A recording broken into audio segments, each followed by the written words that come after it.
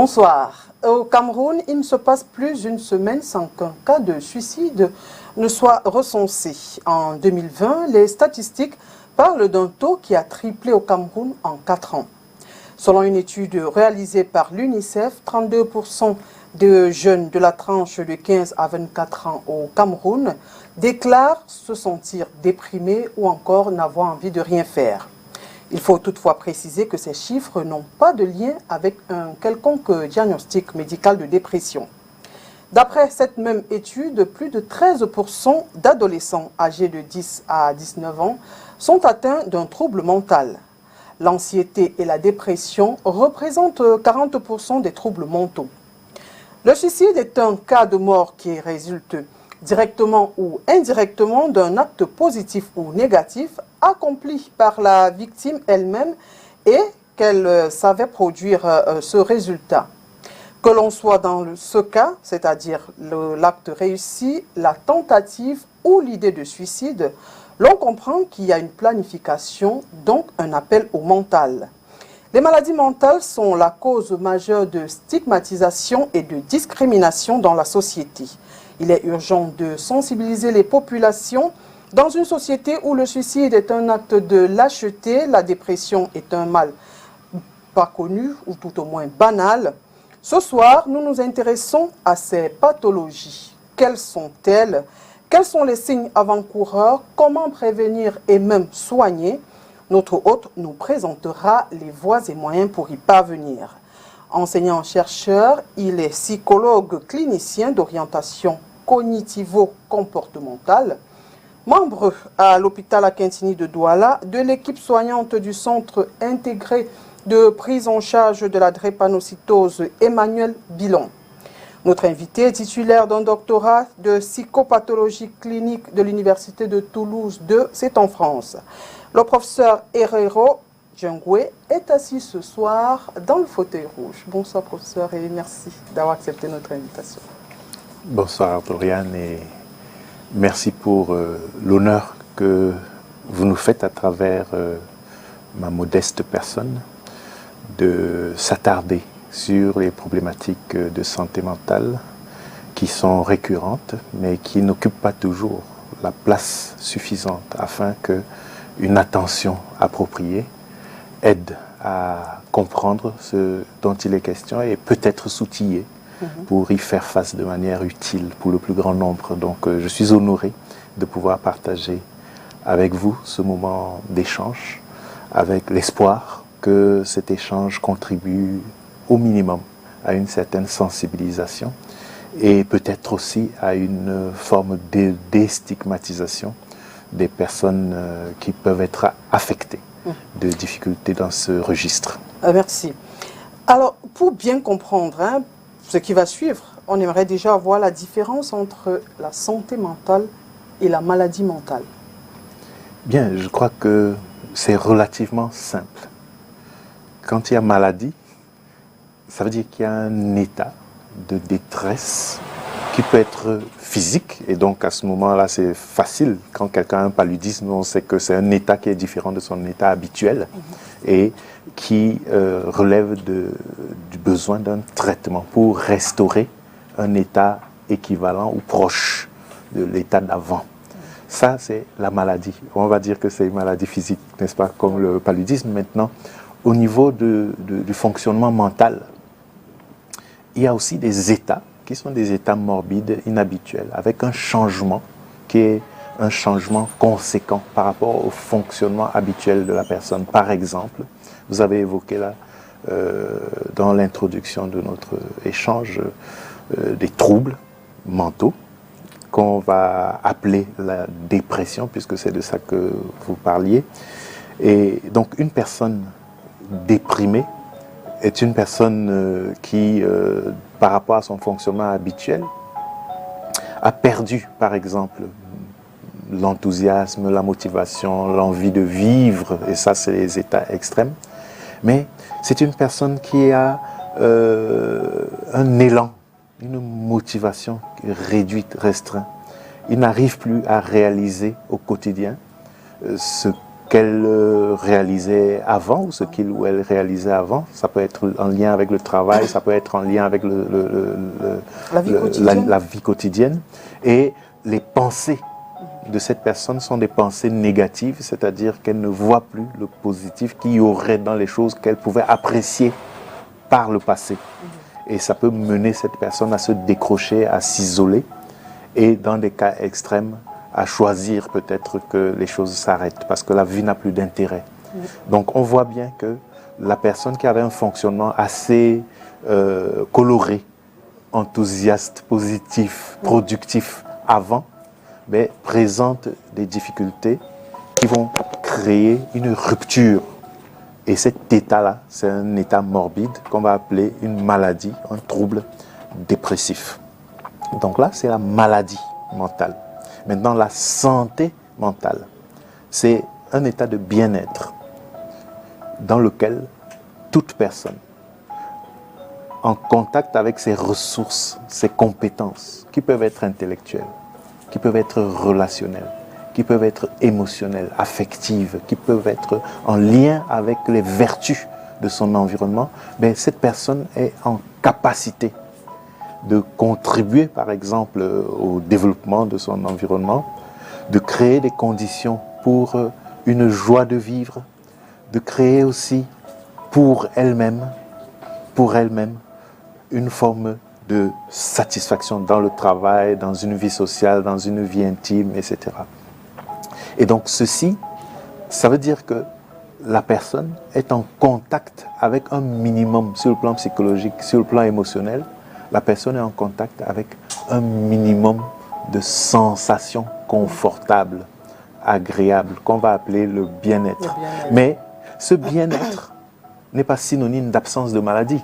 On peut avoir une maladie physique, par exemple une maladie douloureuse, des rhumatismes, des arthroses, des choses comme ça, ou bien une pathologie cardiaque ou maladie chronique physique. Ça n'empêche pas qu'on soit aussi, en dépit de cette maladie, qu'on soit en capacité de fonctionner de manière relativement satisfaisante ou optimale, et puis de trouver de la satisfaction et pouvoir contribuer personnellement au bien-être, à l'épanouissement et à la productivité d'un environnement ou d'un groupe.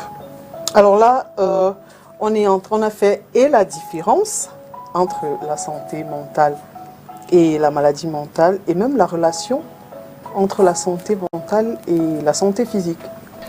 Il y a donc cet aspect particulier de la relation qu'il faut peut-être prendre en compte, parce que la plupart des maladies physiques vont susciter au niveau mental une activation en termes de préoccupation, par exemple.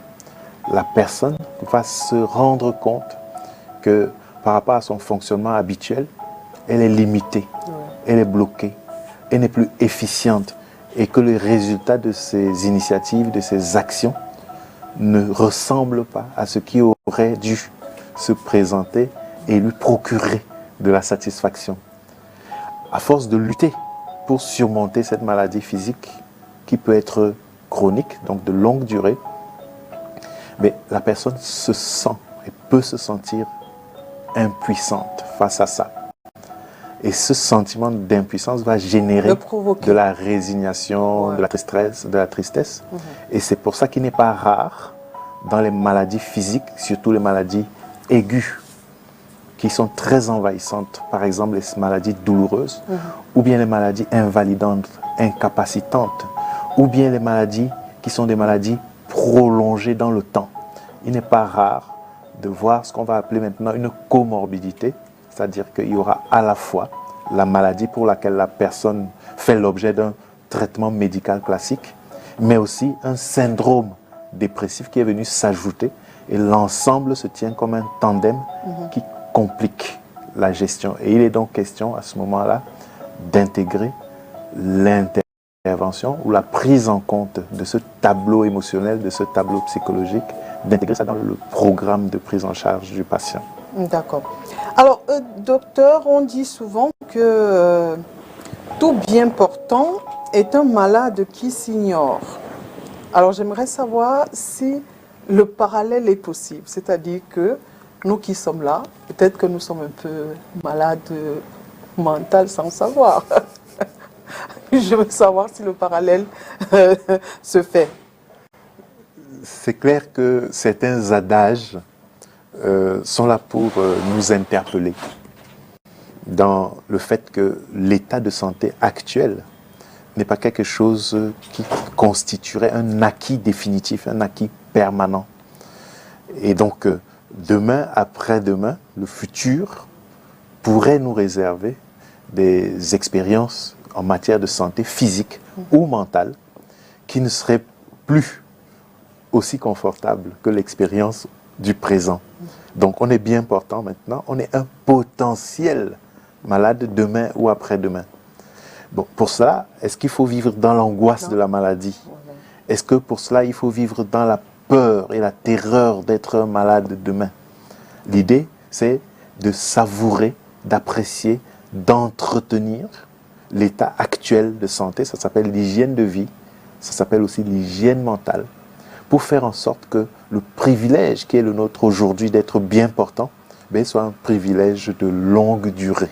Et à ce moment-là, on peut déjouer les éventuels pronostics en termes de risque de tomber malade demain ou après-demain. Donc tout part de nous déjà. C'est la responsabilité individuelle en termes d'hygiène de vie. Et puis, dans la mesure où on n'est toujours pas informé de ce en quoi consiste finalement le mental, l'idée d'hygiène mentale, peut-être qu'on ne sait pas ce que c'est. En quoi ça peut consister, l'hygiène mentale? L'hygiène mentale, c'est d'abord une attitude qu'on a vis-à-vis de notre responsabilité en lien avec notre bien-être. Donc, comment faire pour se sentir compétent dans notre expérience de bien-être? Ça part maintenant de routines quotidiennes, par exemple les habitudes de vie, des modes de consommation, d'alimentation, l'hygiène du sommeil. Toutes ces choses qui font que le cerveau a le privilège maintenant de se mettre à jour, de s'auto-nettoyer et donc de générer en notre faveur un fonctionnement optimal quand c'est possible. Ça, c'est élémentaire d'un point de vue comportemental. Maintenant, sur un plan émotionnel et psychologique, les circonstances de la vie, qui ne sont pas toujours joyeuses, qui ne sont pas toujours favorables, peuvent faire l'objet de préoccupations au point qu'on s'embourbe dans celles-ci avec des ruminations mentales. Ces ruminations mentales, la rumination, c'est un travail. Ça veut dire que c'est un travail inutile et contre-productif qu'on est en train d'infliger au cerveau. Et donc, c'est une pollution qui est en train de se mettre en place dans notre cerveau. Et toute pollution a pour conséquence une dégradation de la qualité, si ce n'est de l'environnement extérieur, mais ce sera dans notre cas de l'environnement interne qui est mental et physique. Donc l'hygiène mentale va consister par rapport à tout ce qui est négatif, à se donner les moyens de le relativiser et si possible même de changer de perspective. Et en cela, par exemple, l'humour, c'est un antidote très efficace.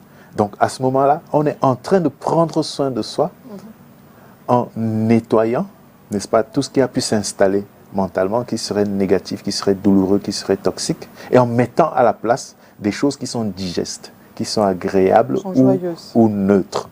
Et les rapports avec autrui maintenant vont être débarrassés, dénués d'hostilité, de malveillance, au point que la température, le climat, la qualité de ces interactions avec les autres auront la couleur de ce qui est favorable à notre bien-être. Là, on est dans l'hygiène mentale, toujours. Donc, ça augmente les chances. Donc, que le cerveau ne soit pas en train de moudre de la mauvaise graine, sachant qu'avec cela, on serait en train de s'intoxiquer. En revanche, quand on aura mis en place des dispositifs vertueux et positifs comme ça, mais on serait en train d'alimenter notre cerveau par des graines qui sont nourricières, des graines fécondes et qui vont nous procurer une qualité de vie au plan physique et mental plutôt positive. Est-ce que tout le monde a cette capacité-là? Je veux dire, face à des difficultés, il y en a qui réagissent de façon différente. Est-ce que tout le monde a cette capacité-là à nettoyer rapidement le négatif et mettre de l'humour, par exemple? Est-ce que c'est donné à monsieur tout le monde? Ou alors il faut travailler aussi cet aspect-là? Là, on va trouver une inégalité interindividuelle face à cette capacité. Ça veut dire que notre équipement mental, ce n'est pas comme au niveau de l'anatomie, c'est-à-dire que quand un fœtus est dans le ventre, l'échographie et les visites prénatales permettent de vérifier que chaque organe, chaque tissu est à sa place et que la croissance attendue est exactement au rendez-vous. Ça, c'est sur le plan anatomique, sur le plan physique. Maintenant, au niveau mental, le cerveau va s'équiper de logiciels qui vont traiter différents types de problèmes, différents types de situations. La plupart du temps, ça va dépendre des chances que l'on a eues à partir de la naissance, par exemple, d'être confronté, d'être exposé en bien comme en mal à des situations qui vont activer ses compétences et les rendre maintenant fonctionnelles et systématiques, automatiques aussi. Donc si par chance, on a baigné très tôt dans un environnement où, par apprentissage ou par mimétisme, ceux qui prennent en charge l'enfant produisent des attitudes et des comportements qui auraient cette qualité vertueuse, par mimétisme et par intégration, l'enfant a tendance à reproduire cela. Et du coup, il sera privilégié par rapport à un autre enfant qui aurait évolué dans un environnement dénué de ses aptitudes et de ses habiletés comportementales ou psychologiques. Très bien. Je vais vous poser la question. Certainement, vous rencontrez, vous recevez au quotidien plusieurs malades. Est-ce qu'il y a des maladies, des troubles mentaux qui sont récurrents, que vous rencontrez plus que d'autres, je veux dire? La vérité, je crois que vous l'avez évoqué, n'est-ce pas, dans l'introduction de cet échange, c'est que ce qu'on appelle la dépression, c'est un syndrome qui est relativement complexe et large et dans lequel on va remarquer la plupart du temps au premier plan de la tristesse. Donc beaucoup de gens ont tendance à se considérer, quand ils viennent en consultation, à se considérer comme déprimés ou dépressifs. Parce qu'ils reconnaissent cet aspect des troubles mentaux ou des difficultés psychologiques qui, du point de vue de l'humeur, est relativement facile à remarquer, donc qui est la tristesse. Donc beaucoup de gens se considèrent déprimés ou dépressifs, ou par commodité aussi. Beaucoup de gens, y compris certains soignants, dès qu'ils vont remarquer de la tristesse chez un patient quelconque, ils vont penser que c'est de la dépression. Parce que la tristesse, c'est un peu un dénominateur commun dans beaucoup de troubles mentaux. Donc la fréquence de consultations dans lesquelles le motif est dépression est très élevée. Mais il faut maintenant être en capacité de faire une évaluation circonstanciée pour voir si à côté de cette détresse ou bien derrière cette détresse il n'y a pas quelque chose de plus sérieux dont la tristesse n'est qu'une conséquence, donc un symptôme. La maladie la plus pourvoyeuse de cette tristesse, effectivement, c'est la dépression.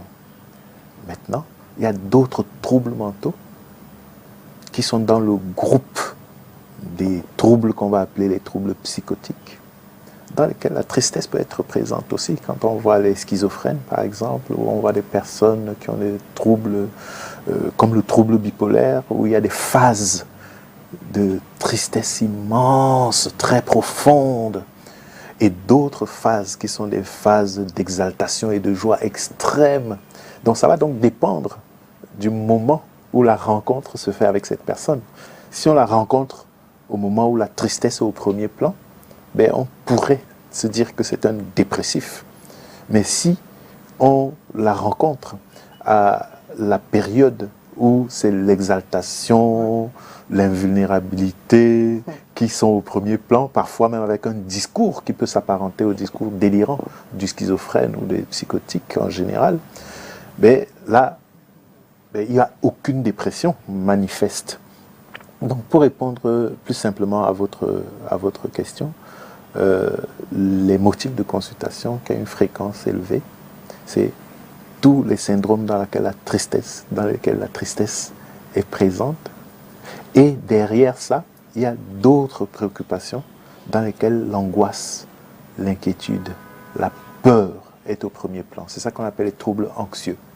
Donc les phobies, les états de stress post-traumatique, par exemple, les gens qui sont victimes de violences, de terreur, d'agressions, d'accidents et qui se sentent en insécurité. Ou bien parfois des gens qui sont en proie avec un stress important, qui peut être un stress professionnel, qui peut être un stress relationnel, qui peut être un stress existentiel, c'est-à-dire des gens qui ont juste l'impression que à tout moment, leur vie peut s'arrêter et qui ont des préoccupations sur le moindre petit bouton qui va apparaître sur une partie de la peau, etc. Donc vont déclencher maintenant une réflexion accélérée sur le danger imminent avec des processus de catastrophisation où on se dit que bon ben voilà. Donc tout ça, ça rentre dans le registre des troubles anxieux et dans notre consultation, il y a peut-être en second lieu ce niveau de préoccupation-là, d'inquiétude et d'anxiété qui apparaît. Après, il y aura les troubles psychotiques. Les troubles psychotiques correspondent aussi quelquefois avec une certaine incapacité pour la personne malade d'être consciente et d'assumer son état de pathologie. Ça veut dire qu'elle ne va pas se reconnaître nécessairement comme étant malade. Et donc, si on n'a pas conscience de son état de morbidité ou de son état pathologique, la plupart du temps, on ne va pas engager la démarche de demande d'aide. Donc, ce ne sont pas elles qui viendront à la première personne du singulier formuler une demande pour être prise en charge. Donc, la fréquence de cela est aussi liée non seulement au fait qu'ils n'en sont pas conscients toujours, ils ne font pas mais ce sont les tiers, ce sont les proches qui vont parfois, sous la contrainte, amener le patient à consulter. Maintenant, il y a d'autres motifs de consultation dans lesquels on va trouver à la fois de l'anxiété, on va trouver aussi de la tristesse, c'est-à-dire de la dépression. Ces motifs de consultation sont récurrents désormais. Et est-ce que l'âge, ces pathologies-là sont en fonction de l'âge où c'est tout le monde qui peut être sujet à ces troubles? Notamment par rapport au dernier groupe là que j'évoquais, où il y a à la fois les deux. Il s'agit des conduites addictives, des consommations de substances, des drogues. Bon, on voit que ça affecte tous les âges. C'est-à-dire que dans votre installation ici au centre de la ville de Douala, il est vraisemblable, quand vous sortez, n'est-ce pas, de votre immeuble, que vous allez croiser une certaine population qui est sujette à ces consommations, ces addictions et à des comportements qui peuvent être des comportements délictueux. Donc, c'est une population jeune qui est concernée, mais aussi on en trouve dans tous les âges. Ça peut concerner les drogues illicites comme les drogues comme l'alcool qui sont légales mais qui sont pourvoyeuses aussi de pathologies graves et parfois mortelles en termes de dépendance alcoolique.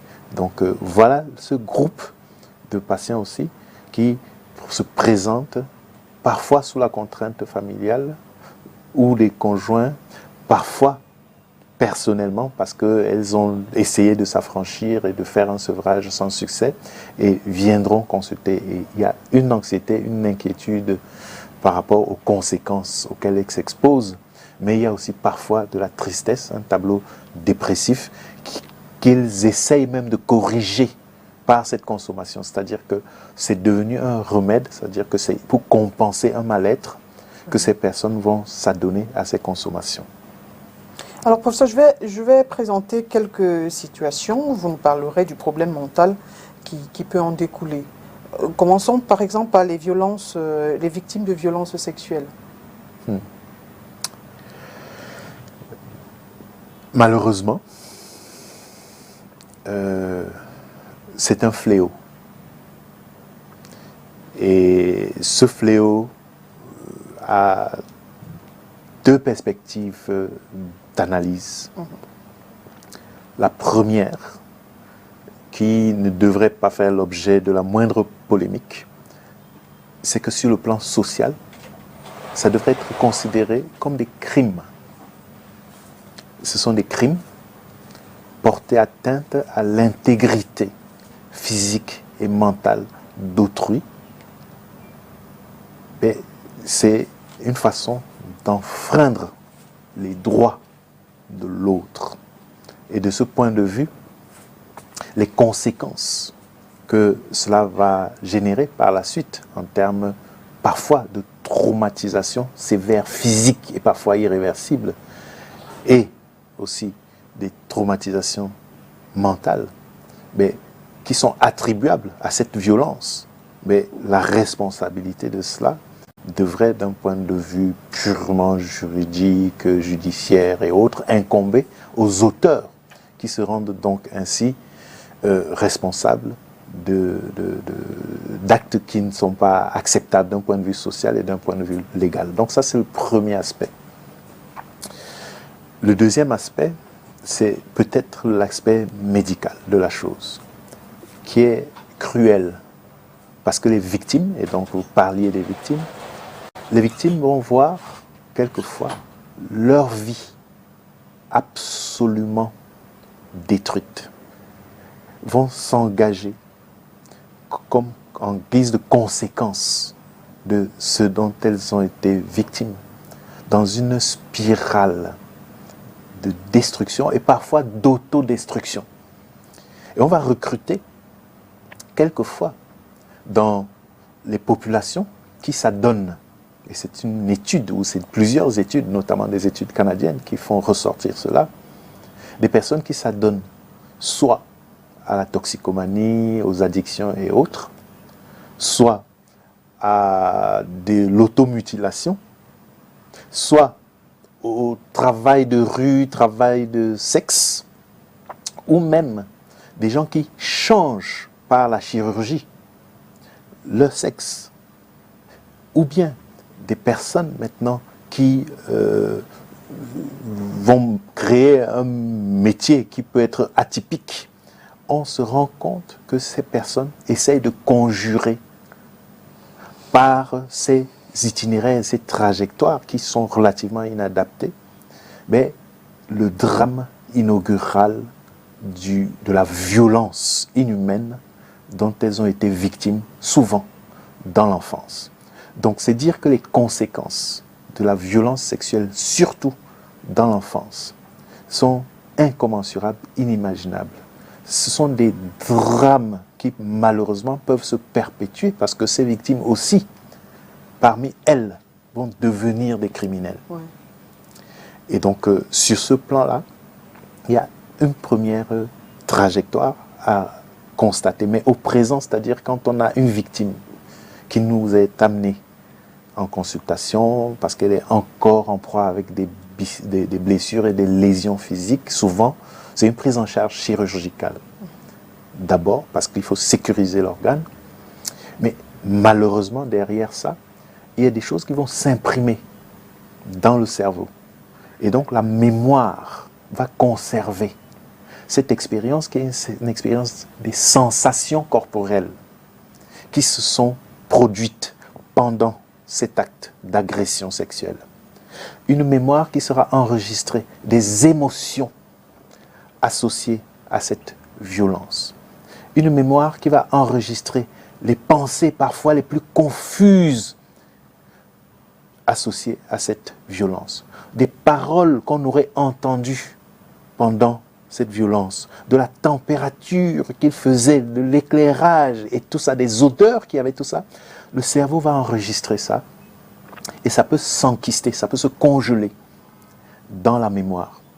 Et si ça n'est pas traité, désactivé, nettoyé dans des délais conséquents, donc 15 jours, c'est une fenêtre vertueuse pour le nettoyer rapidement. Et 3 mois, c'est le strict maximum, mais il faut le faire avec des stratégies qui sont des stratégies validées. C'est-à-dire que ce n'est pas toute intervention qui serait appropriée parce qu'il y a des interventions qui pourraient aggraver cela. Oui. Donc, si l'on a loupé cette fenêtre d'intervention, ça va s'enquister, donc ça va durcir dans la mémoire. Et puis, malheureusement, en avançant dans la vie, le passé et le présent, voire même le futur, vont se mélanger. Et c'est ça qui va gouverner l'existence de la personne. Et toute circonstance au futur, dans laquelle l'un des ingrédients enregistrés en mémoire, en relation avec cette expérience de violence, l'un des ingrédients se présenterait. Ça peut être une odeur, ça peut être une lumière, ça peut être un son, ça peut être une parole, ça peut être n'importe quoi. Ça va déclencher chez la personne des réactions qui peuvent sembler incompréhensibles, puisque à ce moment-là, même si c'est des troubles digestifs, des troubles cardiovasculaires, des syndromes douloureux, des céphalées, des insomnies, des acouphènes, toutes ces panoplies de manifestations, des syndromes menstruels ou prémenstruels incontrôlés, les diagnostics habituels en médecine conventionnelle, la médecine classique, qui n'intègre pas toujours le versant du mental aux différents stades de la prise en charge, on va voir que le patient va être un peu dans une errance où, en l'absence d'un diagnostic probant, les traitements vont être des traitements un peu symptomatiques pour calmer le problème douloureux, pour aider à dormir, pour calmer les acouphènes, etc., jusqu'à ce que un professionnel qualifié, qu'on appelle un psychothérapeute, puisse, avec un diagnostic formel, engager les interventions thérapeutiques qui sont recommandées en la matière. À ce moment-là, il y a une possibilité de guérir de ce trauma. Ça veut dire que ça peut se guérir. C'est l'unique bonne nouvelle. Mais ce qu'il faut souhaiter, c'est que personne ne soit concerné par ce type de violence. Et ces violences, bien sûr, que sont les violences sexuelles, ont leurs équivalents dans d'autres expériences. Alors, un autre problème, c'est les déplacés internes. Nous, dans notre pays, on est en proie depuis 2016 à une situation socio-sécuritaire dans le nord-ouest et le sud-ouest, par exemple, et on a donc beaucoup de déplacés internes. Est-ce que ceux-là aussi peuvent avoir des problèmes, des troubles mentaux? La catégorie des populations, et ça c'est documenté aussi, c'est-à-dire que l'insécurité au sens générique du terme, est pourvoyeuse de désordre ou de troubles anxieux en général, en termes d'inquiétude, en termes d'angoisse, en termes de peur. Mais ça peut aller jusqu'à se compliquer sous la forme d'un tableau clinique lié, au stress chronique, c'est-à-dire qu'on a été exposé de manière prolongée à cette adversité qui nous fragilise, mais encore plus si on a été confronté à des situations comme des violences directes sur nous-mêmes, ou si on a été témoin direct ou indirect de violences qui engagent par exemple la vie d'autrui. La vie, oui. Donc toutes ces violences-là, étant donné que malheureusement, on est dans un contexte sécuritaire qui n'est pas des plus apaisés, mais directement ou indirectement, les personnes qui sont dans cet environnement-là vont absorber des charges d'insécurité y compris des personnes qui n'auront jamais été de manière explicite directement concernées, mais qui écoutent les informations, qui voient à la télé ou qui apprennent par le bouche à oreille qu'il s'est passé telle chose à tel endroit. Et c'est un endroit où moi, je pourrais me retrouver demain ou après-demain. Du coup, je m'identifie avec ce risque et donc je vis au présent cette situation comme si j'étais directement concerné. Ça, c'est un des aspects les plus, j'allais dire, impressionnants du fonctionnement mental. C'est-à-dire que le cerveau peut confondre le virtuel et le réel. Pour le cerveau, c'est la même chose. Donc, si j'ai été exposé virtuellement à ça, et a fortiori, si j'ai été exposé directement, matériellement, à cette insécurité, à cette violence, alors, l'incidence en termes de détérioration de mon bien-être d'une part, mais surtout de ma santé mentale, qui peut aussi avoir des répercussions somatiques, physiques. La vraisemblance de ça est vraiment de l'ordre d'une évidence. C'est donc pour ça que, compte tenu de la proximité géographique de notre ville, Douala, avec notamment le Sud-Ouest, Oui. mais compte tenu aussi de ce que les professionnels de la santé mentale ne sont pas si nombreux dans notre pays, il y a comme des formes de migration interne à la recherche des soins appropriés dans certaines spécialités. Pour cette raison, donc, nous accueillons, notamment à l'hôpital Akintini, des victimes primaires ou secondaires, donc qui ont été directement ou indirectement affectées, et qui proviennent de ces environnements où la sécurité, pour l'instant, n'est pas encore au niveau qui permettrait de se sentir comme le reste peut-être du pays, plus tranquille. Et avec ça, on a donc des états de stress post-traumatiques. Dans ces états de stress post-traumatique, il y a des symptômes qui sont relativement faciles à reconnaître. Les plus fréquents sont des intrusions. Ça veut dire qu'il y a des pensées, parce que le cerveau génère des pensées automatiques. Ces pensées peuvent être en lien avec ce qui est en train de se passer, ce qui s'est passé ou ce qui peut se passer. Je vais mourir, ils vont venir, je les vois, ils ont déjà fait ça, etc., etc. Donc vous voyez, ça vient tout seul. Donc le cerveau est un peu assailli, envahi par ces pensées qui sont négatives, qui sont intrusives et n'ont pas besoin de ma permission pour venir. Il y a des flashbacks.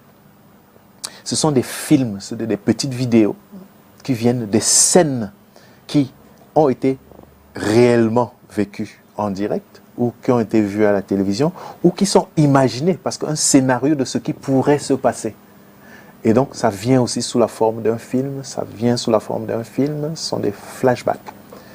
Et ceci bien sûr, parce que ça n'est pas lié au désir, à la volonté de la personne, ça s'impose à la personne, mais elle essaye même de lutter contre ça. Mais ça veut dire qu'il y a une mobilisation maintenant d'énergie pour s'affranchir, pour s'éloigner de ça. Mais ça n'est pas efficace. Ça crée aussi d'autres symptômes. Par exemple, la douleur, l'angoisse et ce qu'on appelle l'activation neurovégétative. On peut avoir des céphalées, on peut avoir des problèmes de salivation, on peut avoir des problèmes digestifs, on peut avoir des problèmes de respiration, on peut avoir des battements cardiaques, on peut avoir des douleurs, on peut avoir des insomnies, on peut perdre l'appétit, etc., etc. Chez certaines personnes, les femmes par exemple, le cycle menstruel peut être chamboulé, ça peut s'arrêter de manière prolongée, ou bien la fréquence peut être accélérée, plusieurs saignements dans le même mois. Donc sur le plan neurovégétatif et somatique, on va avoir des manifestations comme ça. Et puis sur le plan de l'humeur, on va être habité d'une humeur qui peut être triste la plupart du temps. Ça peut ressembler à de la tristesse ou de l'inquiétude, etc. Et on va aussi constater au niveau du comportement ce qu'on appelle l'évitement. C'est-à-dire que je vais éviter de me déplacer, de me rendre à certains endroits parce que ça me rappelle telle chose ou parce que ça me renvoie à ça, ça me ramène à ça. Je vais éviter. Je vais même éviter, d'un point de vue cognitif, de m'attarder sur certains sujets. Par exemple, une conversation qui se rapporte à ça, je peux zapper, comme on dit, c'est-à-dire éviter de m'installer dans ce sujet-là, parce que ça va réveiller en moi quelque chose d'insoutenable et de difficile. Certaines de ces situations, donc dans ces tableaux de stress post-traumatique, peuvent se compliquer si ça s'installe chez une personne qui, avant l'exposition à ces événements, était hyper tendue. Mais ça peut déclencher avec l'activation neurovégétative des incidents cardiovasculaires, des poussées hypertensives qui peuvent résulter dans, par exemple, des accidents vasculaires cérébraux ou un arrêt cardiaque. Donc ça peut venir donc trouver une vulnérabilité qui était déjà là, par exemple cardiovasculaire, et ça peut avoir ses conséquences fatales. Ça peut trouver qu'il y avait une prédisposition au niveau gastro-intestinal, digestif, et ça va exacerber des colopathies fonctionnelles, des troubles digestifs, etc. Ça peut trouver qu'on avait déjà peut-être une arthrose ou bien n'importe quelle vulnérabilité ou une allergie. Ça va venir exacerber et aggraver.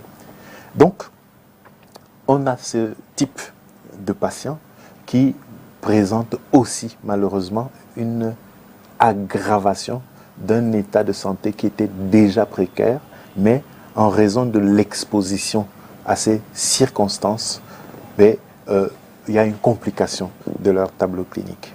D'accord. Alors, prof, je veux... ce fait pour moi est non négligeable. Aujourd'hui, tout le monde est sur les réseaux sociaux, on affiche qui sa vie, sa belle vie ou sa mauvaise vie. Est-ce que le fait d'être trop exposé ou recevoir beaucoup d'injures ou de félicitations sur les réseaux sociaux peut impacter également notre mental ou nous pousser à avoir des troubles mentaux? Ce qui est sûr, c'est que déjà les réseaux sociaux, c'est un espace, un environnement dans lequel il n'y a pas un casting et un check-up initial pour savoir si on est mentalement bienveillant, bien intentionné, pour avoir un compte et puis diffuser des contenus sur les réseaux sociaux. Et donc, c'est un environnement où l'accès, sauf quand de manière très très évidente, on a la preuve que c'est un criminel, etc. Mais en général, l'accès aux réseaux sociaux est ouvert à tous. Comme dans la population générale, nous n'avons pas le même équipement mental. Certaines personnes ont des besoins. Par exemple, le besoin d'appartenir à un groupe. Parce que dans leur vie réelle, il y a une forme d'isolement, de solitude, etc. Or, le cerveau humain, c'est un cerveau qui a des exigences de grégarité, c'est-à-dire être connecté, être en relation avec nos congénères. Donc c'est ça l'instinct grégaire. Donc ne pas appartenir, c'est quelque chose de péjoratif. Et si matériellement, physiquement, il n'y a pas cette appartenance, mais le cerveau virtuellement va forger la sécurité, le confort qui va provenir maintenant de l'appartenance à un réseau, à un groupe, dans les réseaux sociaux. Donc ça répond à certains besoins psychologiques. Ça, c'est un premier niveau, c'est assez élémentaire. Maintenant, d'autres personnes n'ont pas ce besoin. Peut-être d'autres personnes ont le besoin d'être vues, de s'afficher et peut-être de susciter des retours en termes de compliments, d'appréciation, etc., pour que ça compense peut-être une carence en elle, un besoin qui serait un besoin d'estime. Et donc si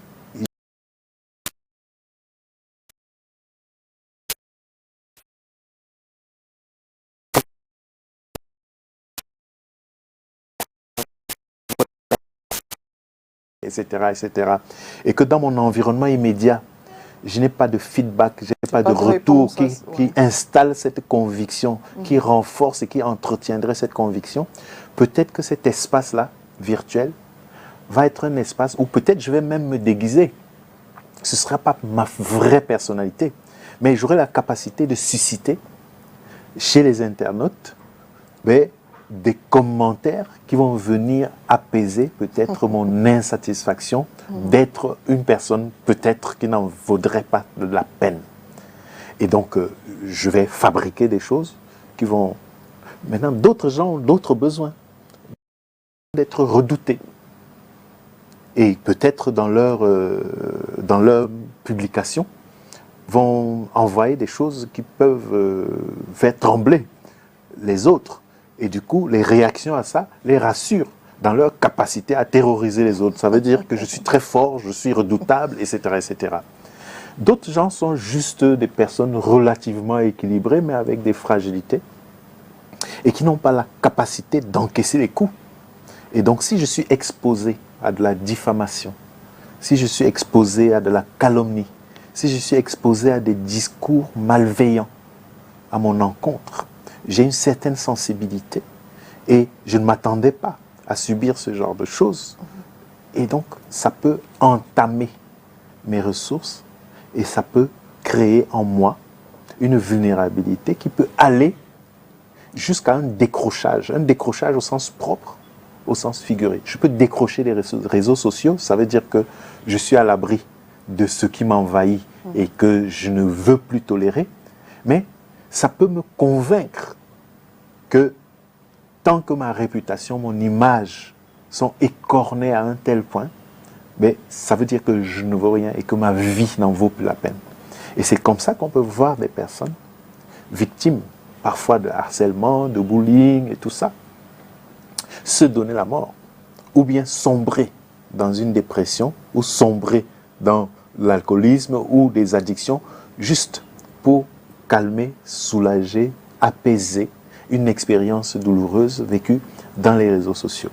Donc c'est un univers où tout est possible et il faut donc avoir la chance d'y aller en étant en sécurité par rapport à ce qu'on y cherche. Ça procède de l'hygiène mentale dont nous avons parlé tout à l'heure. Ouais. Donc ne pas s'intoxiquer parce qu'on sait exactement ce qui nous rend service et ne pas intoxiquer parce qu'on a aussi le souci du bien-être, de la sécurité, de la dignité, de l'intégrité des autres. Donc on ne va pas faire circuler n'importe quoi. Alors, professeur, qu'est-ce qui peut donc justifier le taux croissant de suicide dans notre pays? Est-ce que c'est la vie, la société, ou alors l'autre pan, le fait que nous soyons peut-être dans une ville industrielle ou développée? Parce que le Vouri ne peut plus compter les plongeons chaque jour. Qu'est-ce qui justifie cela? Votre question renvoie, j'imagine aussi, aux références faites aux publications récentes en termes de suicidalité en Afrique et autres. Mais la préoccupation de fond dans toutes les populations, c'est une notion peut-être qui n'est pas suffisamment promue chez nous. C'est la notion de bonheur. Et la notion de bonheur, c'est quelque chose de très ouvert. On peut y mettre plein de choses. Mais c'est en lien surtout avec un minimum de garantie pour notre sécurité. Et ça fait aussi partie des droits humains fondamentaux. Par exemple, le droit à l'éducation, qui est un droit fondamental humain. Et si on regarde juste ce droit, on peut constater que tout le monde n'est pas logé à la même enseigne. Donc il y aura dans la population des personnes chez qui leur quota de bonheur va décrocher un peu vers le bas en raison de leur difficulté à accéder à une éducation digne. le droit peut-être à l'alimentation. Et on peut imaginer, parce que ça se voit aussi, qu'il y a des personnes qui n'ont pas 3 repas par jour dans nos populations. Le droit à un logement décent. Et on peut voir que le logement, notamment dans les zones urbaines ou périurbaines, vous l'avez évoqué tout à l'heure, les grandes villes, etc., mais quelquefois, on se demande si c'est vraiment des êtres humains dont la dignité devrait être préservée et promue, si ce sont des êtres humains qui logent dans ces environnements-là. On a droit à la santé. Et donc, le droit à la santé, qui n'est pas synonyme de santé, absence de maladie, n'est-ce pas, seulement, mais c'est-à-dire droit à une qualité d'attention qui procure le niveau suffisant de fonctionnement en termes de bien-être et d'absence de pathologie qui soit incapacitante, de manière à ce que chacun soit capable de fonctionner, de produire, de s'épanouir et de contribuer, n'est-ce pas, à la communauté. Droit à la santé, c'est des droits fondamentaux et droit à un travail.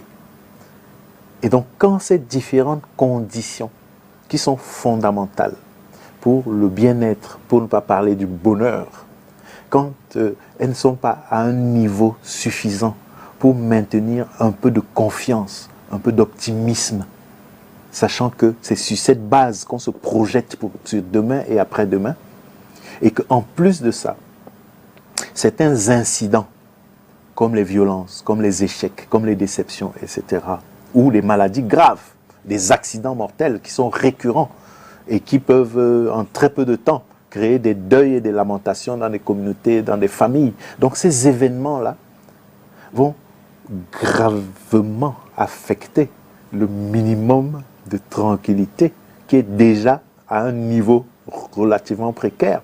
Et donc, ça va retomber à des seuils qui sont des seuils insuffisants pour continuer d'être optimiste et se sentir heureux de vivre.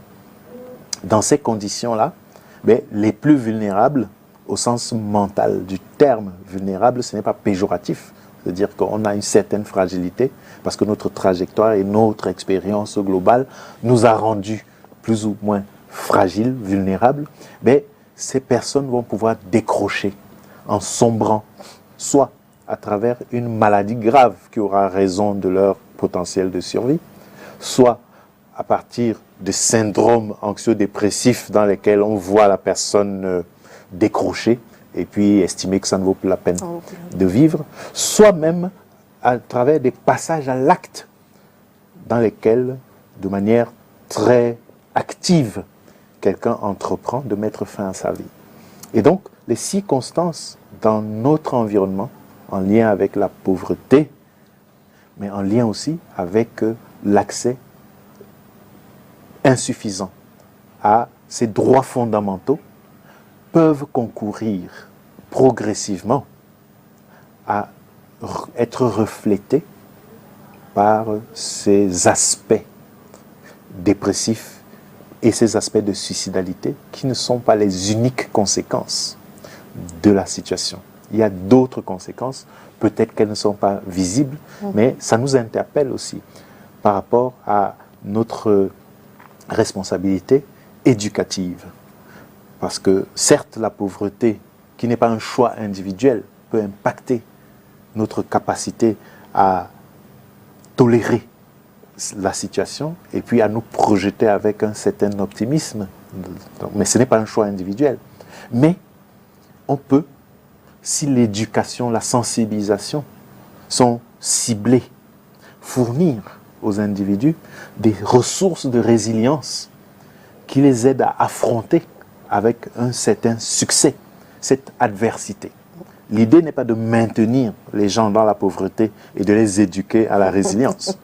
L'idée, c'est en dépit de cela, que les gens aient un équipement mental en termes de résilience qui aide à dépasser cela et peut-être transcender ces obstacles et réaliser quelque chose qui puisse être épanouissant pour soi et pour le plus grand nombre. Pour la société. Alors, troubles mentaux, quels sont les signes avant-coureurs? À quel moment se dire attention?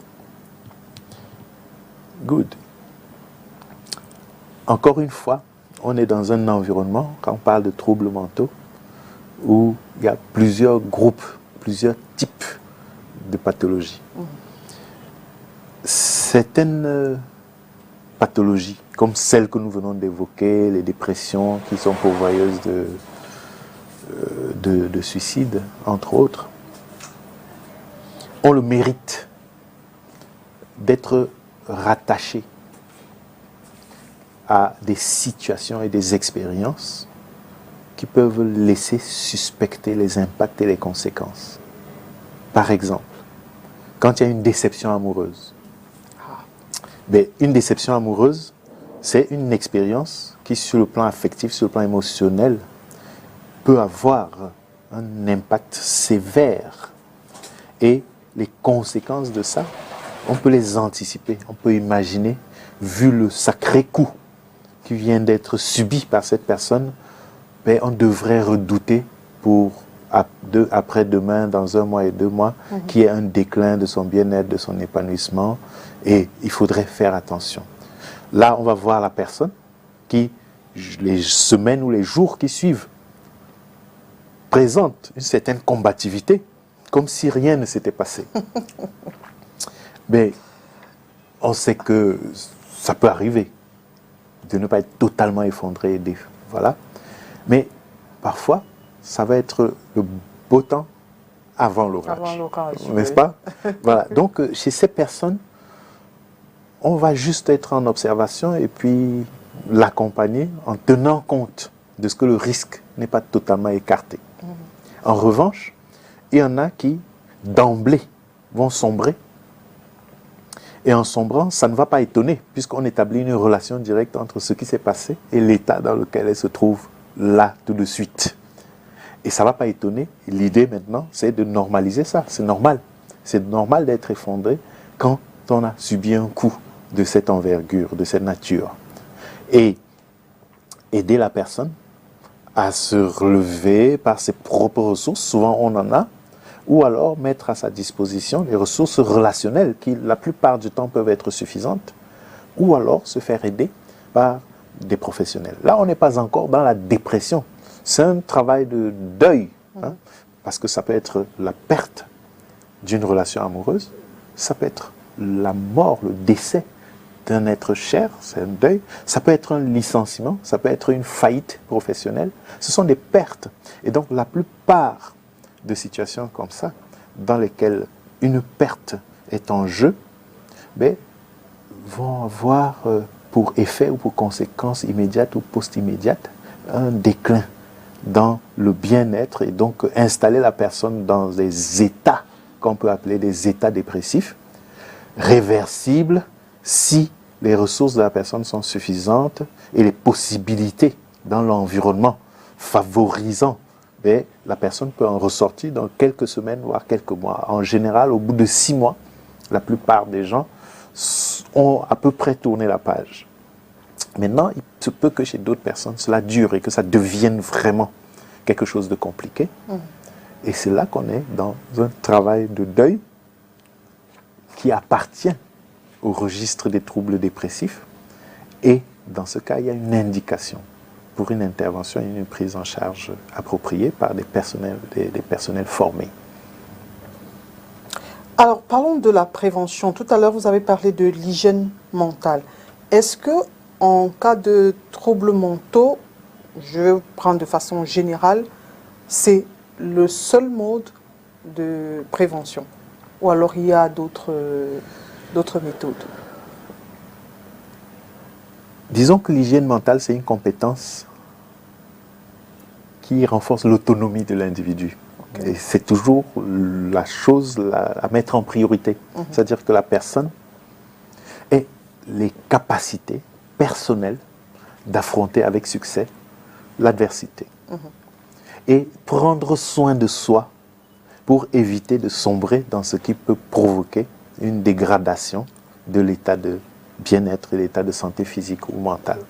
Donc l'hygiène mentale, l'hygiène de vie, ça relève de ça et il y a une part éducative très importante à introduire dans cette perspective. Deuxièmement, il y a le fait qu'on peut être déjà concerné par rapport à un trouble mental éventuel. On peut être susceptible, exposé, prédisposé. Et là, la prévention est plus circonstanciée parce que je connais ma fragilité. Par exemple, je sais que en santé somatique, j'ai une allergie aux crustacés. Bon, les crevettes, des choses comme ça, c'est des choses que, voilà. Mais chaque fois que j'ai succombé à la tentation, au désir d'en savourer une ou deux ou trois, ben, ça a déclenché chez moi des éruptions et c'est des moments, des sales quarts d'heure. Donc, je dois anticiper ces moments-là. C'est vrai pour l'asthme et pour tous les autres allergies sur le plan somatique, mais sur le plan mental, c'est pareil. On peut avoir connaissance d'une susceptibilité personnelle, d'une sensibilité personnelle, et on sait dans quelles circonstances, dans quelle situation cela se produit. Donc à ce moment-là, soit on se donne les moyens de ne pas s'exposer à ça. Bien sûr, ça peut être limitant, parce qu'on est en train de faire un évitement. Ça peut être limitant, mais il vaut mieux un évitement qui nous sécurise plutôt qu'un évitement ou bien une exposition qui va nous mettre en difficulté. Maintenant, donc, on va faire de l'évitement, ça c'est de la prévention, mais on va surtout se donner les moyens, en ce qui concerne la santé mentale, de se faire aider pour que si la vertu de ce qu'on évite est incontestable, par exemple, je me sens mal chaque fois que je suis dans la foule. Chaque fois que je suis dans une foule, je me sens mal. Et chaque fois que les gens se mettent à faire des you-you, à crier, à applaudir, ça me paralyse. Je me sens très mal à l'aise et je suis obligé de partir. Vous voyez? Donc ça, parce que je ne veux pas me retrouver dans cet état, ben, j'ai tendance à éviter la foule. C'est appauvrissant, puisque ben, dans la foule aussi, il y a des choses très vertueuses qui peuvent se partager. On communie et puis on crée et on renforce des liens et on partage souvent des émotions fortes face à des situations. Ça peut être un spectacle, ça peut être des événements culturels et autres. Donc ne pas pouvoir se mêler à la foule, c'est quelque chose d'appauvrissant par rapport à mon épanouissement, à mon bien-être. Donc en attendant, bien sûr, je vais éviter d'y aller, mais je vais surtout me faire aider pour développer l'aptitude et la capacité de me retrouver dans ces environnements-là et d'en profiter. C'est-à-dire que cela contribue à mon bien-être, mais aussi que je sois en capacité de générer, de susciter du bien-être à autrui. Donc je vais partager ça avec autrui. Donc en termes de prévention, il y a un aspect aussi maintenant de connaissance de nos susceptibilités, de nos dispositions personnelles et de l'action correctrice qu'on peut mener dessus en se faisant aider notamment. Et puis, quand c'est une pathologie qui est déjà stable, peut-être chronique, parce qu'en santé mentale, malheureusement, il y a aussi des tableaux comme ça, les syndromes psychotiques, les schizophrénies et autres, ont un aspect de chronicité.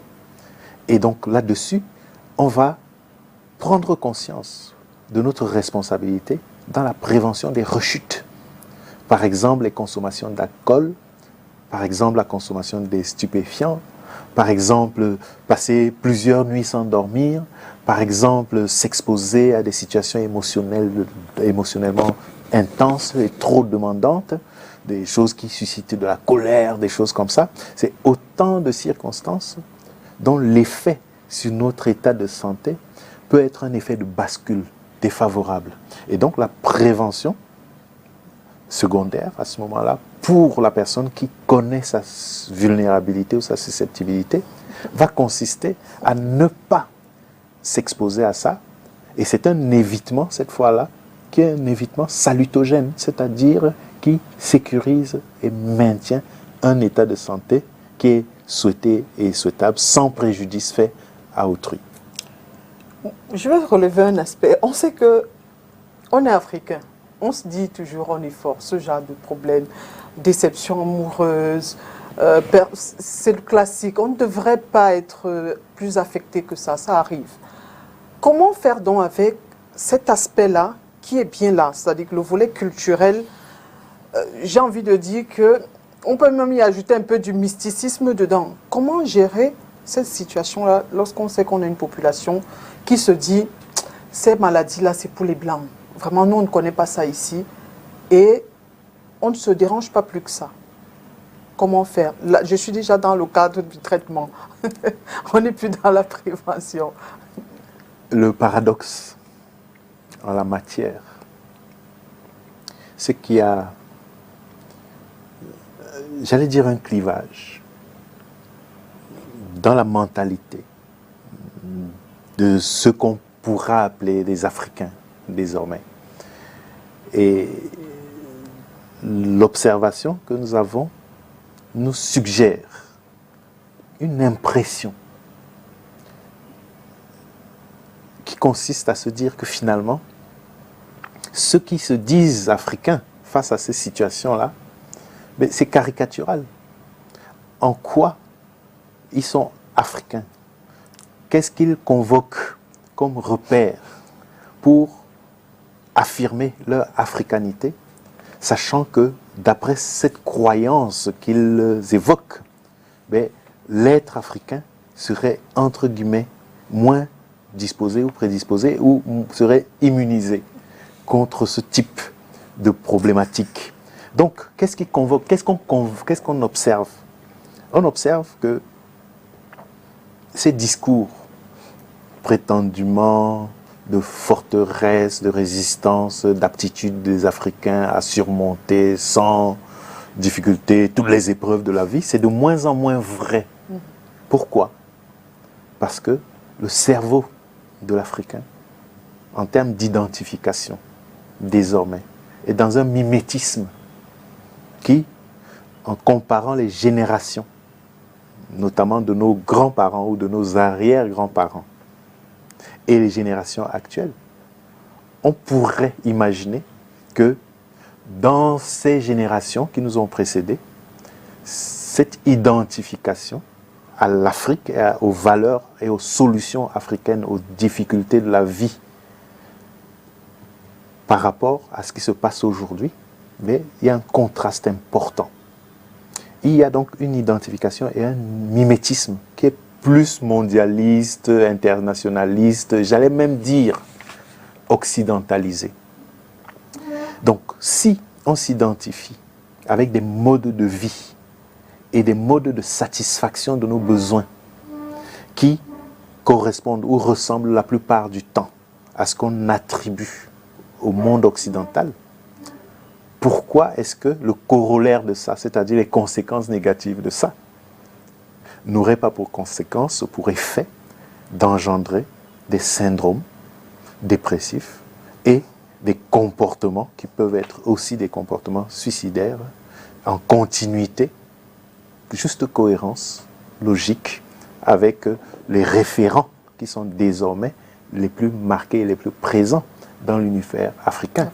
Les signaux sont là, ils sont grands, ils sont nombreux, et donc c'est un discours qui n'est pas ancré dans les repères culturels qui pourraient permettre d'affirmer que l'Africain serait moins exposé, moins susceptible de subir ce type de situation et de produire des comportements ou des pathologies qu'avant on attribuait uniquement à l'occidental. Au blanc.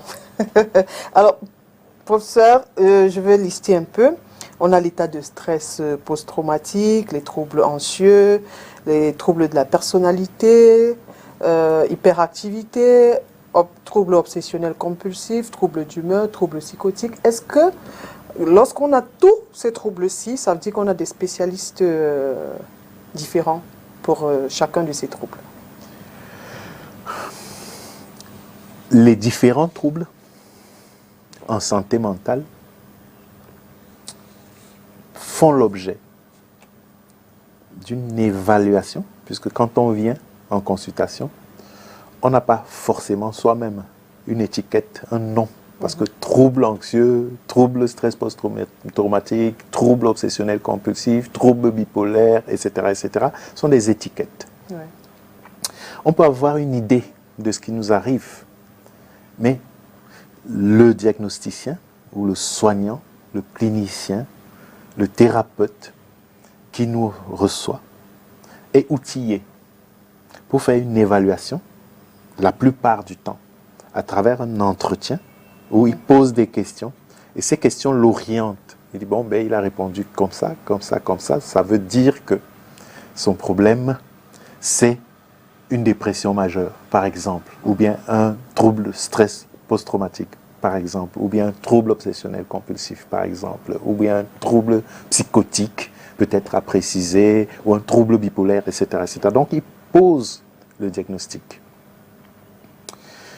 Et le même intervenant, théoriquement, parce qu'il est formé à cet effet, est capable, dans la même journée, s'il a reçu 20, 30 personnes, il faut souhaiter qu'il y en ait moins, parce que c'est un travail qui peut être épuisant. Ouais.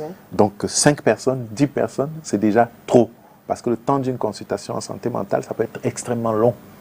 Alors donc cette personne, si en une semaine ou en une journée aura reçu un certain nombre de personnes, ben, va être la même qui aura pour telle personne posé le diagnostic de trouble obsessionnel compulsif, pour tel autre un trouble dépressif, pour tel autre un trouble stress post-traumatique, pour tel autre une schizophrénie paranoïde, pour tel autre. Ça veut dire qu'il est outillé pour poser ces différents diagnostics. Maintenant, au moment de traiter, il y a des options thérapeutiques. Et certains diagnostics font l'objet de manière systématique du recours à des médicaments. Et ça, c'est le rôle du psychiatre. Le psychiatre, c'est un médecin qui a eu un parcours initial de médecine et qui est médecin généraliste et ensuite va en spécialisation pour le traitement médical des troubles mentaux. D'accord. Va le psychiatre. Et donc, il a la capacité de poser ces diagnostics et la réponse immédiate qu'il a sous la main sous forme de prescription pour ce type de diagnostic, notamment les troubles bipolaires, les schizophrénies, les troubles psychotiques en général et certaines dépressions graves, mais ça va être de prescrire un médicament. Mais ce psychiatre peut aussi avoir dans sa caisse à outils un équipement en termes de compétences thérapeutiques. Et ça s'appelle les psychothérapies. Ça veut dire des manières non pharmacologiques, non médicamenteuses de traiter les troubles mentaux. Donc, il peut lui-même associer au traitement médicamenteux des psychothérapies qu'il va engager lui-même, s'il est formé pour ça. Ce n'est pas souvent le cas. C'est donc pour ça que le travail va être un travail collégial, pluridisciplinaire, et on aura à côté du travail du psychiatre, qui va être essentiellement médicamenteux, le travail des psychothérapeutes qui vont engager un traitement non pharmacologique qui consiste à aller déconstruire, désamorcer, diluer, fluidifier et évacuer tous les logiciels qui se sont agglutinés, n'est-ce pas, dans le cerveau et qui entretiennent le trouble. À côté de ça, il y a d'autres professionnels. Ça peut être par exemple l'ergothérapeute. L'ergothérapie, c'est la thérapie occupationnelle. Certaines personnes qui sont en situation de difficulté dans leur santé mentale souffrent de décrochage et de désinsertion professionnelle parce que leur situation ne les rend pas aptes à maintenir un poste de travail de manière efficiente et épanouissante. Donc, elles vont perdre peut-être leur emploi ou elles vont être en arrêt prolongé de travail. Or, l'ennui et le désœuvrement sont des situations péjoratives par rapport au cerveau.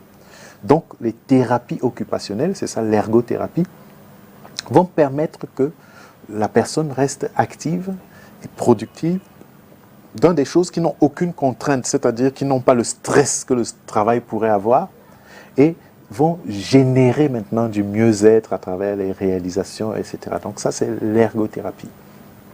Il y a les psychomotriciens, par exemple, qui vont aussi, dans certaines situations, aider la personne à se mobiliser, faire certains exercices, pour que, par les ressources naturelles du système nerveux autonome que le cerveau contrôle, mais qu'il y ait des transformations favorables au service d'une récupération globale de l'état de santé.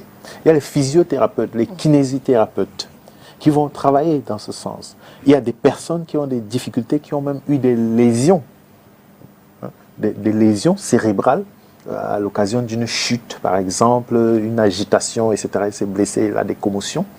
Et donc là, il peut y avoir une perte fonctionnelle, par exemple l'usage du langage, ou bien à l'issue d'une détresse prolongée, cérébrale, la personne n'a plus toutes ses facultés. Donc il faut de la rééducation. Et ces rééducateurs, parmi eux les orthophonistes, vont stimuler le patient, et ça n'annule pas le fait qu'il y a un diagnostic de trouble mental derrière. C'est juste que, en activant toutes les ressources qui contribuent à reconstituer les compétences de la personne, mais ça augmente les chances qu'il y ait une amélioration, une stabilité prolongée. Mais est-ce que certaines ont guéri de certaines de ces pathologies? Je veux dire, que ce soit par les médicaments ou par une thérapie autre que médicamenteuse. Est-ce qu'on finit par guérir, ou lorsqu'on est dans ces cas-là, c'est juste des,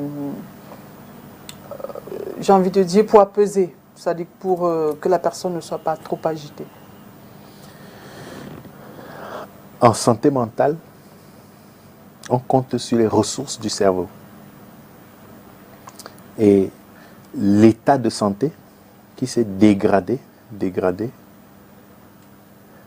au point qu'on se retrouve dans une situation où le diagnostic d'un trouble a été posé, mais cet état peut être réversible. Et la plupart du temps, ça l'est. Donc, les troubles anxieux, pour la plupart du temps, font l'objet de traitements curatifs. Donc, on en guérit. Et puis, les troubles dépressifs aussi. Les troubles dans lesquels il y a une notion de chronicité, avec des améliorations qui peuvent être conséquentes, mais avec une vigilance qui devrait être maintenue dans la durée, sont souvent les troubles psychotiques. Mais il y a une stabilisation qui peut être suffisante et très très prolongée. Au point que si on était dans des pathologies somatiques comme les cancers, on pourrait parler de rémission.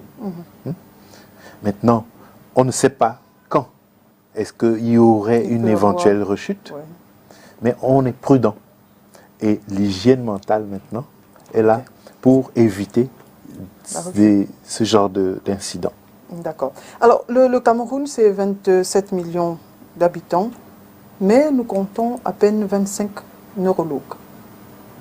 Alors, ce chiffre a été révélé lors du 3e congrès conjoint des Académies nationales et africaines de neurologie ici à Douala au mois d'octobre dernier. Comment venir donc à bout de ces pathologies avec peu de spécialistes? Qu'est-ce qu'il faut faire? Les neurologues seront contents parce que, en théorie, ce dont nous parlions ici ne concerne pas directement le neurologue, mais assez souvent. L'itinéraire du patient, par exemple, quand le patient est insomniaque, quand il a des douleurs rebelles, ou quelquefois il s'évanouit, des choses comme ça, ben, il va consulter le neurologue. Donc ça peut être la porte d'entrée. Et ce neurologue, ayant remarqué les symptômes qui sont là, et en imaginant l'étiologie, la cause, la source de ces symptômes, peut référer maintenant à un professionnel de la santé mentale, parce que ce n'est pas une maladie neurologique, c'est un trouble mental. Et donc, en cela, bien sûr, on est dans une dimension pluridisciplinaire de la prise en charge. Donc, convoquer les neurologues dans le domaine du mental, ça va de soi, ça a toute sa cohérence. Maintenant, parler du nombre de neurologues, ils sont 22. Maintenant, les professionnels de la santé mentale, combien sont-ils? Est-ce que vous savez combien de psychiatres il y a au Cameroun? J'avais 2, mais un est décédé, Dr John. Bon. J'avais juste 2 en mémoire. Donc, paix à son âme, n'est-ce pas, le Dr John qui a été chef de service de psychiatrie ici à l'hôpital La Cantini, qui a beaucoup travaillé pendant de nombreuses années, qui est malheureusement décédé l'année dernière. À l'hôpital Jamon, oui. Et donc, il a été, depuis son départ à la retraite, Dr John, il a été remplacé par le chef de service de psychiatrie, qui est le Dr Christian Eyoub. Maintenant, par chance, il s'est vu accompagné, aidé, soulagé un peu par l'affectation d'une deuxième personne ici, psychiatre, Dr Zesse. Mais ça fait 2 psychiatres dans la ville de Douala. Et 2 psychiatres qui couvrent non seulement toute la région littorale, mais certainement le sud-ouest également. Le sud-ouest, une partie de l'ouest et même une partie du sud, n'est-ce pas, qui vient de Kribi. Donc vous imaginez que là, on est dans des disproportions inimaginables. Donc maintenant, dans tout le Cameroun, combien de psychiatres y a-t-il? Peut-être une dizaine pour 27 millions d'habitants. Donc le ratio montre tout simplement qu'il y a un déficit très sévère à combler et que c'est aussi une interpellation en matière de formation et de spécialisation. Qu'en faculté de médecine, par exemple, on promeuve non pas quelques heures d'enseignement de psychiatrie avec un total de moins de 200 heures sur tout un cursus de 6 ou 7 ans, mais que l'on modifie, que l'on ajuste les contenus de manière à ce que même les médecins généralistes aient une capacitation suffisante et qu'ils soient des passages vertueux pour gérer la plupart, en soins de santé primaires, la plupart des problèmes de santé mentale sans devoir même arriver jusqu'au psychiatre. Ça, c'est en ce qui concerne les psychiatres. Mais il faut spécialiser pour qu'il y ait le nombre suffisant. Ça veut dire que s'il y avait 200 psychiatres au Cameroun, ce ne serait pas trop. Maintenant, il y a les psychologues et les psychothérapeutes. Là, le déficit est encore plus grand. Parce que nos facultés de sciences humaines forment des personnes qui vont être des diplômés en psychologie clinique, psychopathologie, qui dans le meilleur des cas auront la capacité de se servir d'un entretien clinique ou d'un outil statistique de screening pour poser un diagnostic, dans le meilleur des cas. Et malheureusement, la formation n'est pas professionnalisante, c'est-à-dire pour les capacités à avoir des compétences techniques visant à traiter. Ça, c'est les thérapies. Et donc, en cela, les psychologues qui sont formés n'ont pas la possibilité de se rendre aussi utiles qu'ils ne devraient l'être. Ça fait donc que, même s'il y a beaucoup de diplômés de psychologie, mais très peu sont outillés pour pouvoir, dans un dispositif de santé mentale, apporter tout ce qu'on pourrait attendre d'un psychologue, sachant que le psychologue n'est pas formé uniquement pour être dans les services de santé mentale, parce que la santé mentale est transversale à tous les problèmes de santé. Et donc le psychologue a sa place dans l'ensemble des dispositifs de soins.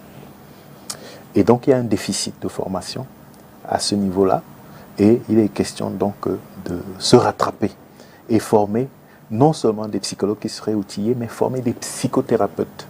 Donc il y a des centaines et de milliers de diplômés de psychologie, mais peut-être que en termes de psychothérapeutes, c'est-à-dire ceux qui sont des soignants, qui ont des compétences thérapeutiques pour traiter les troubles mentaux par des méthodes non pharmacologiques, Et je ne sais pas s'il y en a une dizaine au Cameroun. Ça veut dire qu'on a 10 psychiatres, mais peut-être qu'il n'y a pas 10 psychothérapeutes. Donc, je crois que la santé mentale dans notre pays a encore besoin d'être accompagnée, d'être soutenue au niveau initial, dans la formation. Et que les cloisons qui sont mises, par exemple, en faculté de médecine, par rapport aux sciences humaines, concernant la santé mentale, qu'elles soient flexibilisées pour que les compétences soient partagées et capacitent tous ceux qui sont des intervenants en santé mentale afin d'être plus utiles sur le terrain et qu'il y ait des centres spécialisés qui offrent cette attention-là. Parce que, par exemple, au Cameroun, on a ces unités de prise en charge, le service de psychiatrie de l'hôpital La Quintinier de Douala, le service de psychiatrie de l'hôpital Jameau, et puis l'hôpital général de Garoua qui vient d'être ouvert, dans lequel il y a un service de psychiatrie. Mais bien sûr, on a besoin que des unités comme celle-là soient disponibles ou accessibles, mais on devrait développer, dans le cadre des soins de santé primaires, une attention qui fasse qu'on n'ait pas besoin d'aller dans un centre spécialisé. Dans les hôpitaux régionaux, par exemple. Dans les régionaux et même dans les hôpitaux de district. Okay. Et on va référer progressivement. Et il y aurait maintenant des centres spécialisés qui vont accueillir des cas relativement sérieux. D'accord. Alors, professeur, selon vous, la stigmatisation et la discrimination aggravent les troubles mentaux. On est pratiquement à la fin de l'émission. Peut-être un message à la population, un message de sensibilisation. Ce qui est certain, c'est que la discrimination, dans l'absolu, est quelque chose de péjoratif. Dans nos cours d'histoire, quand on a appris en histoire, en géographie, etc., la discrimination raciale aux États-Unis, voilà. Tout le monde trouve ça détestable, tout le monde trouve ça inacceptable. Mais il y a des formes de discrimination qui ne sont pas si explicites comme ça et qui ne tapent pas à l'œil. Il y a le tribalisme, c'est une forme de discrimination. Il y a le sexisme, c'est une forme de discrimination. Et puis il y a des formes de discrimination maintenant qui vont concerner des personnes qui sont vulnérables, qui ont un déficit, un handicap, une difficulté, qui est limitante et qui attire l'attention. Et ces personnes auraient besoin de bienveillance. Et cette bienveillance, plutôt que d'aller les enfoncer davantage, rattraperait, n'est-ce pas, le glissement auquel elles seraient exposées si elles étaient accablées de toute cette stigmatisation et des discriminations. Donc, cette bienveillance, ça fait partie des remèdes collectifs que nous pouvons nous offrir entre nous, pour ne pas se mettre en détresse inutile et en souffrance, et puis répondre à ça, soit par la maladie, soit par les violences. Vous voyez qu'il y a beaucoup de violences dans notre société, extrêmement de violences. Et ces violences sont aussi parfois des réponses à de la malveillance, à un manque de courtoisie, un manque de générosité, un manque d'ouverture, un manque tout simplement d'esprit, de solidarité pour être aux côtés des personnes qui peuvent avoir besoin de nous. Et pour cela, elles n'ont pas besoin d'être forcément vulnérables. L'entraide et la solidarité constituent des ressources qui améliorent de manière globale le mieux-être des communautés, le mieux-être des sociétés. Et donc, il est question là-dessus que peut-être dans les systèmes éducatifs, on y mette des doses de ce qui se faisait peut-être avant. L'instruction civique, je crois que ça, c'est un peu galvaudé comme concept, mais il faudrait trouver une formule pour que les gens aient la capacité de se frotter dans une forme de solidarité, d'entraide, et que la bienveillance soit le maître mot de la relation interpersonnelle dans notre société. Merci professeur, nous sommes arrivés au terme de notre émission. C'est moi qui vous remercie pour cette invitation, avec l'espoir que ça ait pu servir un peu à votre audience. Merci beaucoup. Mesdames et messieurs, merci à vous d'avoir été des nôtres et à jeudi prochain.